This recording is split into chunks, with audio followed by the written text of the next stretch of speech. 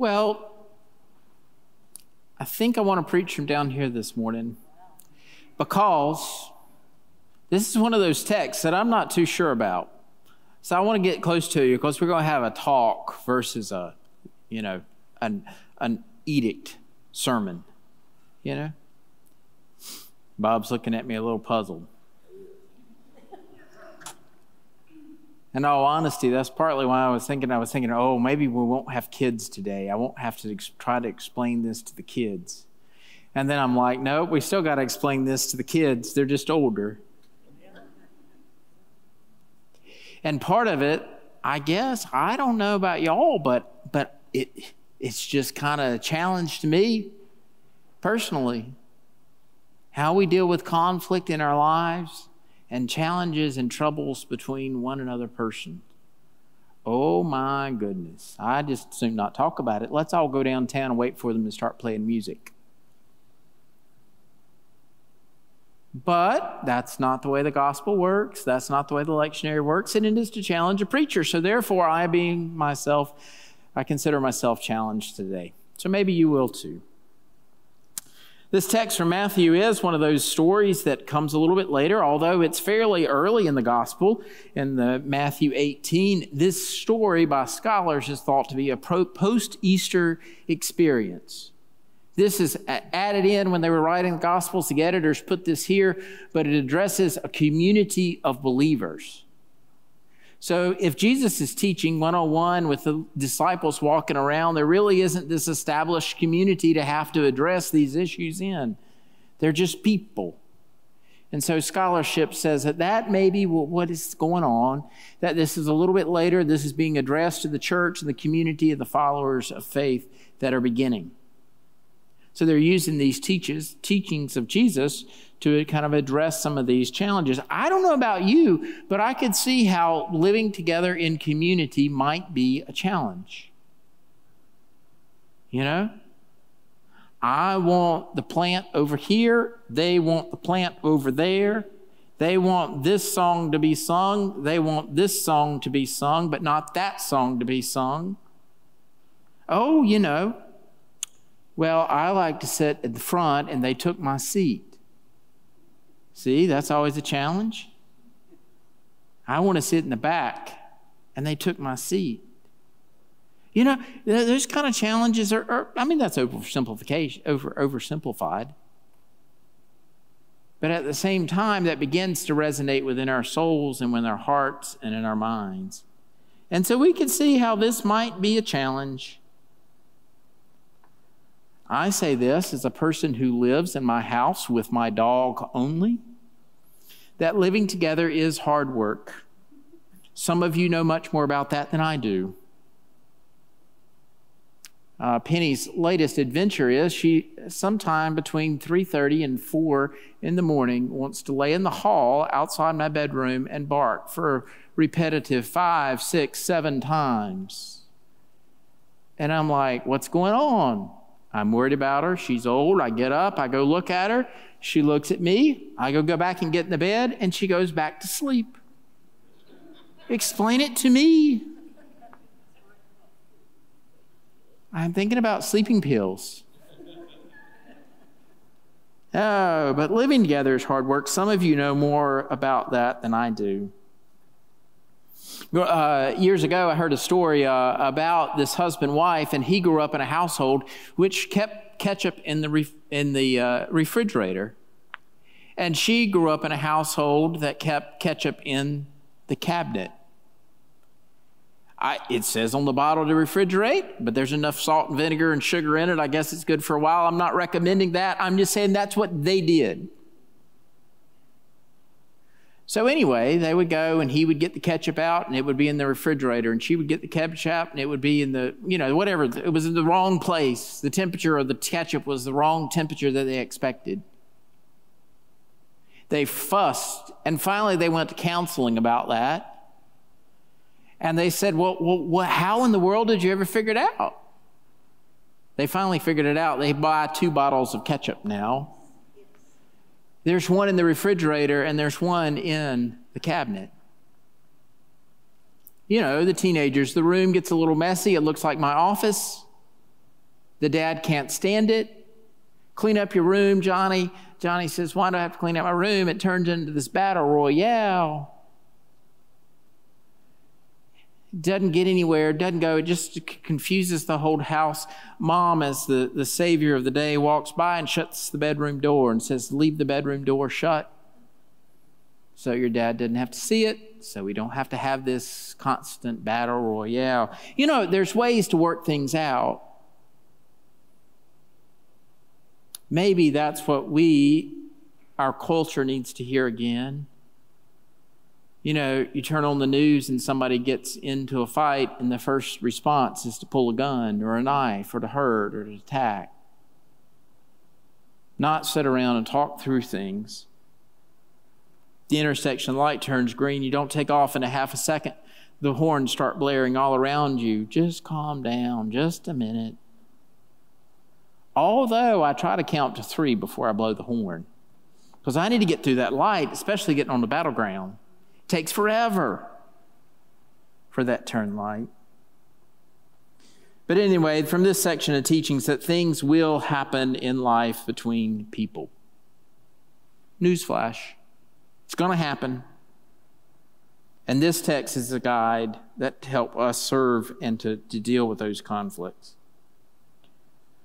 One thing I think, a point that I observed in this text is that the one who has been hurt needs to take the initiative to address the wrong. You know, as part of his 12-step programs, I think it's the first step in the program is to go back and to ask for forgiveness for places where you've hurt. But this text says we don't have to wait on that all of our lives.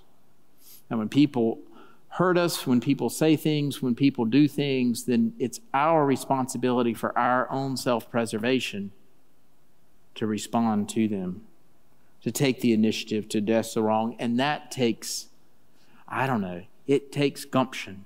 It takes strength. It's not something that we can do easily, but it is a first step. The important part about that text is for us to be reminded that one of the things of being a Christian, a person of faith, is that we're not to sit around and lick our own wounds.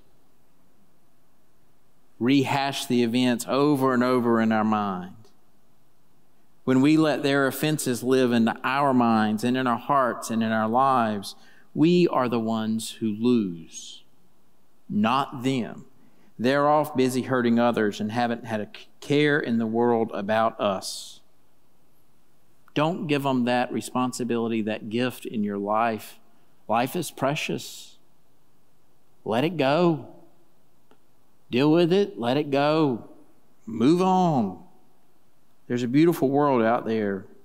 Don't sit around and lick your wounds.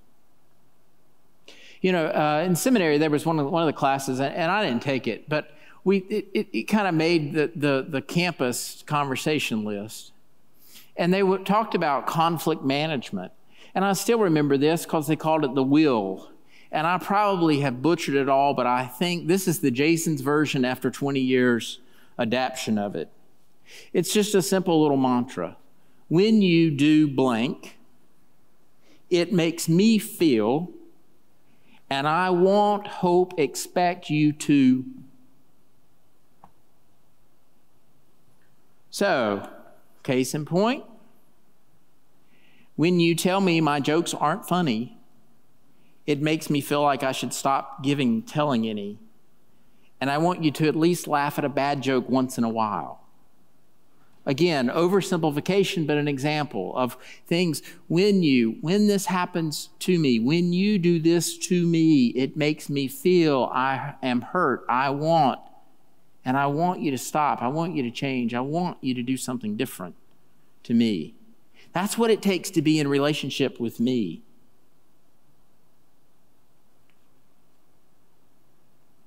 The text acknowledges, though, that it might not work. It's okay.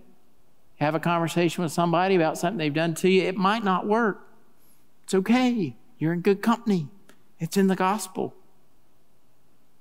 It says take 2 or 3 people. Confront them in a group.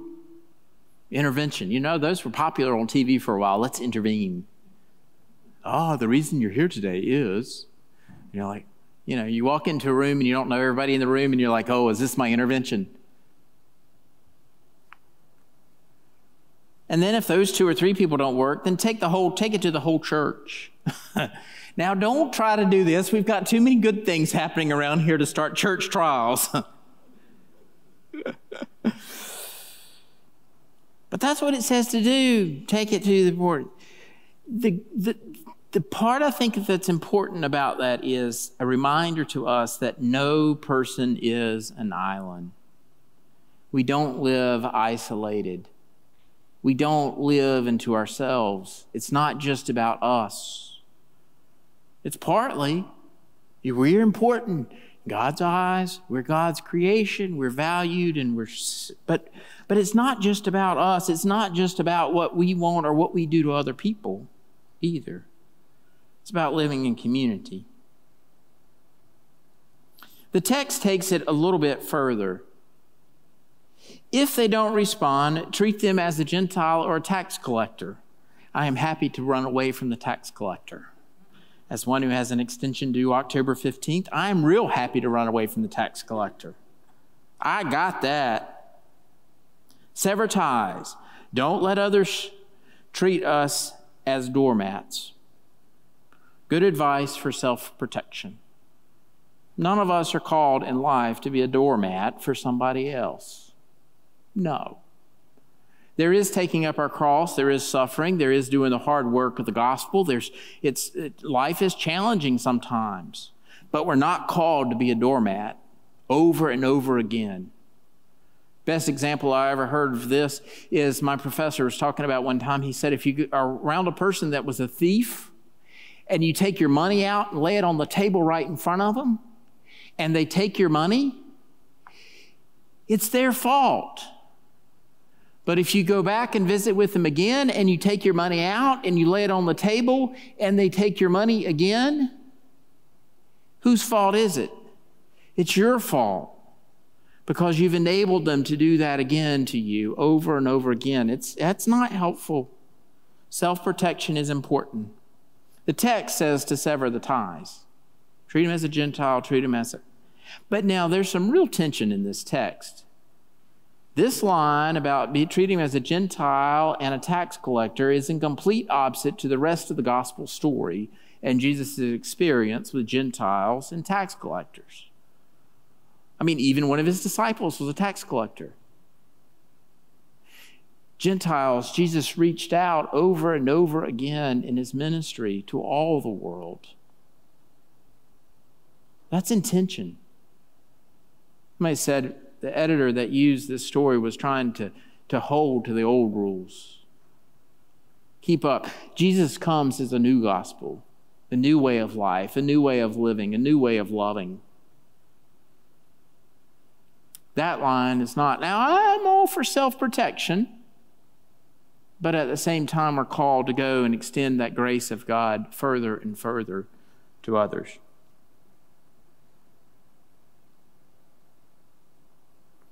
But I understand partly what the gospel writer may be doing, and I understand this partly because I struggle with it even at this moment. Language is hard, it's limited, and it's finite. I can't say everything I want to say. I can't do everything I want to do. It's limited, it's hard, it's difficult.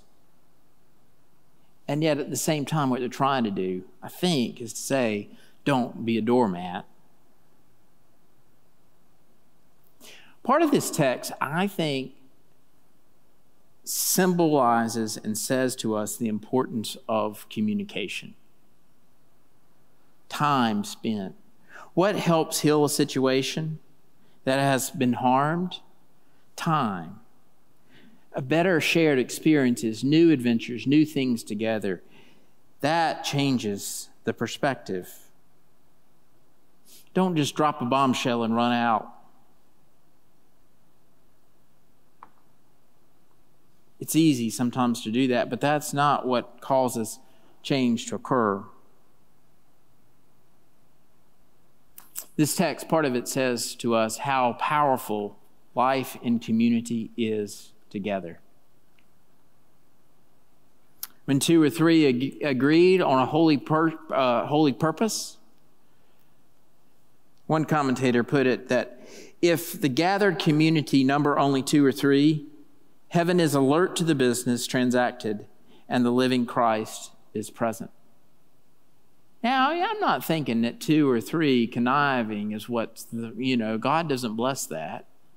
There was just an article this morning on NPR about tennis betting and the billions of dollars about tennis betting in Europe. And they're not actually throwing the whole match. They're just throwing one of the sets. And the people are paid so little that they can't actually, say no to this adventure. So they'll throw a set, get a side kick, and somebody wins a bet off of it. That's not been blessed by heaven. Two or three are conniving. I said they're looking at Facebook messages to figure out how they do it. Isn't that interesting? Anyway, we're the gathered community, number two or three. Heaven is alert to the business transaction, and the living Christ is present for the holy purposes of God. I think that's an important part to remember. And this text, it gives us some indication of just a little bit of hope. In this passage where two or three are gathered, there's something good happening. That there is, that wrongs can be made right as they can be made. I always think about this a little bit. I don't know. I guess we could probably consult with the medical experts. But there's places in which we're cut or scarred deeply, where they cut, the scar grows back together. And those places where that scar is actually tougher skin than the regular old skin.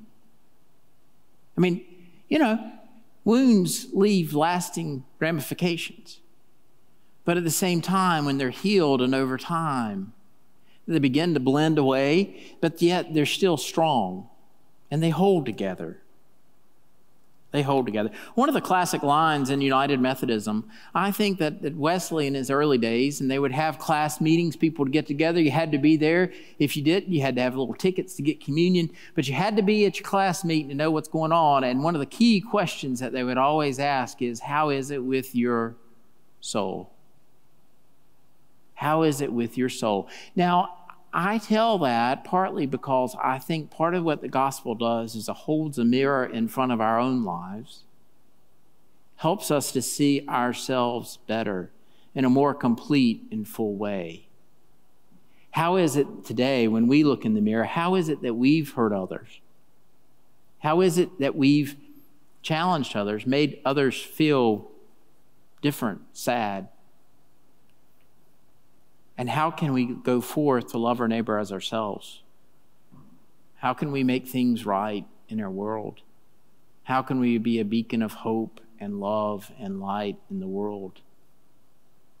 Sometimes we can't do stuff about other people. This is the only one that we can address. This is the only one we can change instantly through God's Spirit and power at work in us, to bring about God's fullest creation in us. All glory, honor, and power be to the one who was, who is, and who is to come. Amen.